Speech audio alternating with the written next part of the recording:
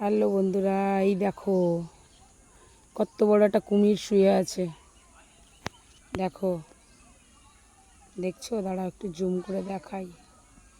কত বড় কুমিরটা দেখো। এই দেখো, আর এই জায়গাটা দেখো। এই যে, এই দেখো, এই যে চারিদিক ঘেরা। এই দেখো, এই খাঁচার ভিতরে মহাশয় শুয়ে আছেন। এই দেখুন, দেখেছেন? ঠান্ডা ঠান্ডা ছাওয়ার মধ্যে, গাছের ছাওয়ায় শুয়ে আছে, কি সুন্দর। বাবা, একবার যদি জেগে যায় তাহলে আর নিস্তার নেই।